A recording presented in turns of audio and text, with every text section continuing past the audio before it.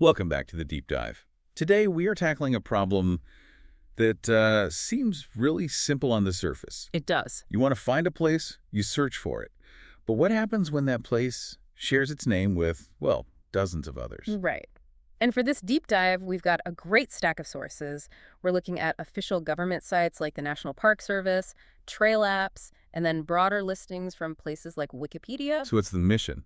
The mission is to cut through all of that noise and figure out the essential knowledge for the one specific Lily Lake that these sources keep pointing to. And you realize immediately, this is not about finding one spot. It's about surviving what feels like a global name collision. It really is a navigational nightmare. I mean, you open up the Wikipedia source and it just confirms your worst fears. I can imagine. In the U.S. alone, you've got separate, distinct lily lakes in Florida, Minnesota, Idaho, Illinois, Pennsylvania, and Wisconsin. Wait, that's already half a dozen states? So if you just type Lily Lake Hike into a search engine, you're basically lost before you even start. You are completely overwhelmed. And then it gets worse. How does it get worse? Canada. The Canadian listings are even more packed. There are locations in Nova Scotia, New Brunswick, and then there's Ontario. We're talking over a dozen different lily lakes just scattered across various counties there. That's just wild. So context isn't just helpful here. No, context is everything. It's the entire key to the map. Okay, so we had to filter out, what, 99% of these search results? At least. Luckily, our source material zeroes in on one with extreme precision. So for the rest of this deep dive, we are talking specifically about the Lily Lake located in Colorado. And that specificity is our anchor. The sources are very clear. This Colorado Lily Lake is a notable destination. What makes it notable?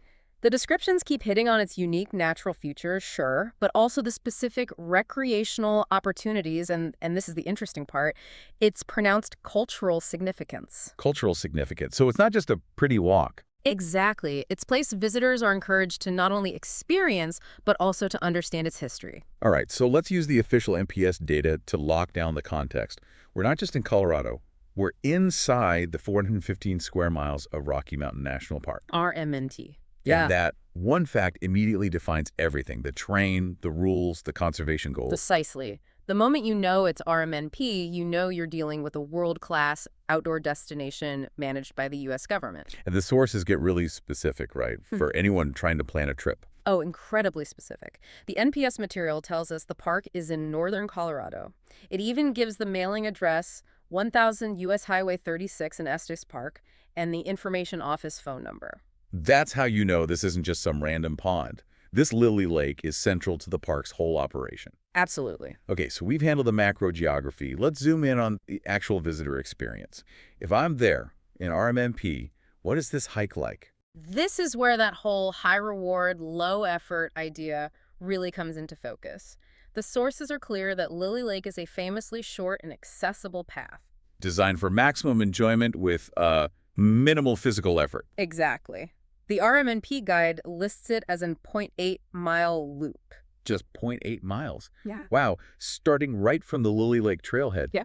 That sounds incredibly approachable for almost any visitor. I mean, regardless of your fitness level. It is, but to really appreciate just how short that is, you have to put it in context with the other east side hikes in the park. Right, because RMNP is known for some serious hiking. For sure. So Lily Lake at 0.8 miles is just a little longer than, say, the Bear Lake Loop, which is 0.6 miles. Okay, so those two are the same category, easy strolls. But then things ramp up fast. If you want that classic postcard view, Nymph Lake is 1.1 miles, Dream Lake is 2.1, and the really famous one, Emerald Lake, that's a 3.3-mile commitment. And that's not even the top end, is it? Not even close. If you're a serious hiker or a trail runner, you're looking at something like Deer Mountain, which is 6.1 miles. Or you could go for Lawn Lake.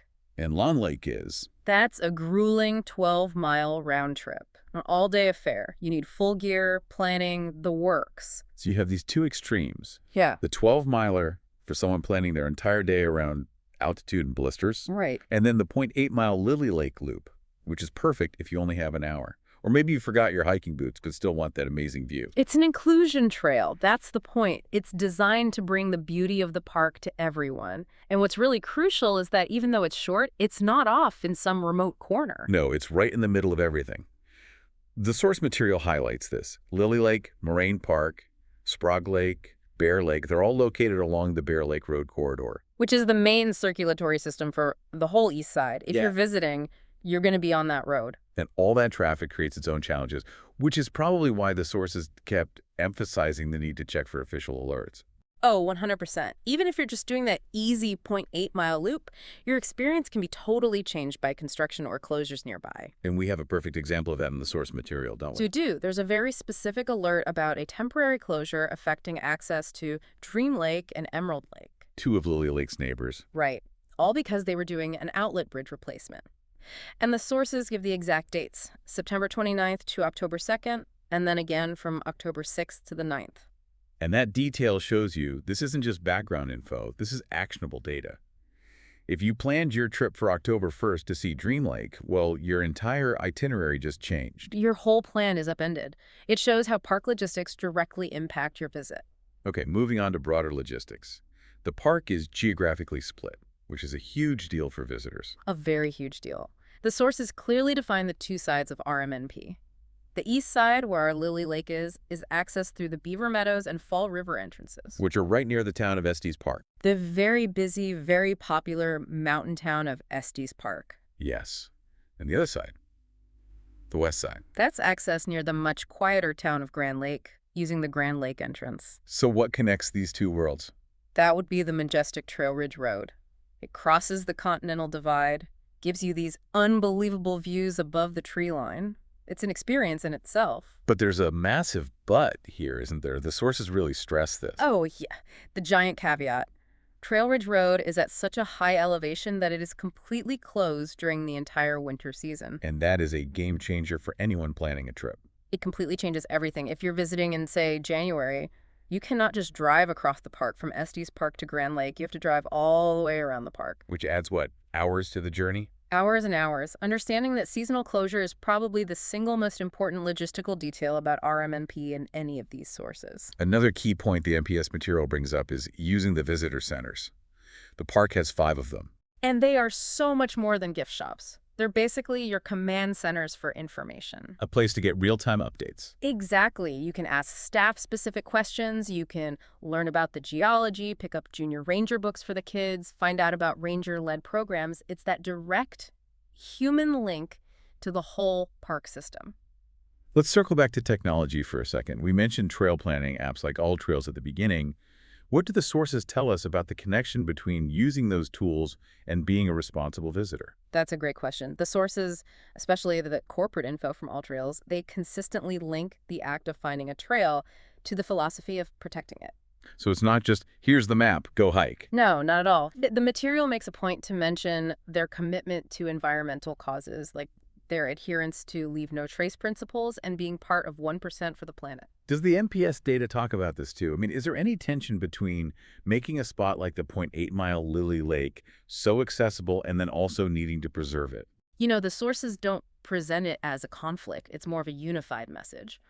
When you have a trail like Lily Lake Short, easy right off the main road, you're going to get a ton of visitors. Huge volume. And that high volume automatically equals high pressure on the ecosystem. Which is where leave no trace becomes absolutely critical. Things like packing out your trash, staying on the trail, not feeding the chipmunks. Exactly. For that specific 0.8-mile loop, the margin for error is really low. The shoreline can erode easily. Wildlife gets habituated so quickly. The emphasis on LNT and the planning tools just reinforces what the park needs to do to protect that fragile area. So everyone can keep enjoying it. It's about recognizing that this tiny loop is part of a much bigger and honestly a very stressed high-altitude ecosystem. Okay, before we wrap up, let's go back to that idea of cultural significance. Yeah. We noted that this specific Lily Lake is known for its history. What do you think is behind that? Well, the sources don't give the specific story, which is why it makes such a great final thought for you to explore. But the consistent mention suggests it's more than just water and a view. Right. In RMNP, cultural significance can mean a lot of things. It could relate to early homesteading, or maybe the site of an old lodge. Or it could even be the fact that this trail is specifically ADA accessible, making it culturally significant for its commitment to inclusion. It's usually tied to a specific story that defines its value beyond just geography. So if you came here looking for information on Lily Lake, let's just summarize exactly what you need to know. This deep dive confirms that the Lily Lake highlighted in these sources is a super accessible 0.8-mile loop trail. It's on the east side of Rocky Mountain National Park in Colorado. And you find it right off that main artery, the Bear Lake Road corridor. That's the one. And to get here, we had to wade through a sea of other lily lakes, from Minnesota all the way to Nova Scotia. And that, I think, is the real lesson from this information stack. It really is. Critical thinking is absolutely key. Without the context from the NPS and the geographic details, you might end up packing your winter coat for a trip to Florida instead of the high mountains of Colorado. So here's the final provocative thought for you to chew on. Since the sources kept mentioning the cultural significance tied to this specific 0.8-mile loop, we know there's a story there. Now, given that RMMP has over 350 miles of trails, what specific cultural stories or historical events are tied to this one tiny accessible path that make it stand out so much? What makes it important enough to be noted in these detailed official resources? That's something worth digging into for yourself.